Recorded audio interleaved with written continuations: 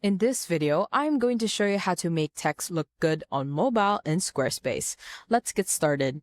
After successfully logging in into your Squarespace account and being able to access the homepage, the first thing you want to do is you want to go to Edit Site, and to do that, you want to go to the top bar, and on the right-hand side, be sure to click on Edit Site.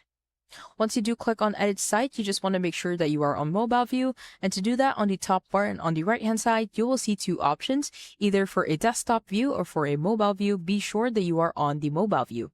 Once you're ready to move forward, you just want to go to the top bar again, and on the left hand side, click on Edit. You will then be taken to your website where you can customize it in the way that you want. And if you do scroll down to a specific text, let's say I want to make this text look a bit better, just simply go to the top bar, and on the right hand side you will see a brush for site styles. Be sure to click on that. Before anything, you just want to make sure that you are on the font section.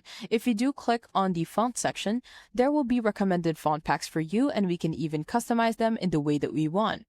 Now what we want to do is you want to go to the font section, and on the arrow here, simply click on it, and you just want to simply click on a text box. And if we do, we can change the font, the weight, the style, as well as the height and the size. If you do click on the font, it will have a bunch of fonts here that you can use. And if you don't have your font in here, you can just simply upload a font. Let's say I want to make this into an Allegria Sans. It will automatically apply, and if I want to make it a bit bold, I can change the weight to about 900, and then I want to make the line height a bit smaller, as well as add letter spacing. We can also do that. That's about it. That's how to make text look good on mobile in Squarespace. If you have any questions, please let me know down in the comments below, and I'll do my best to help you out.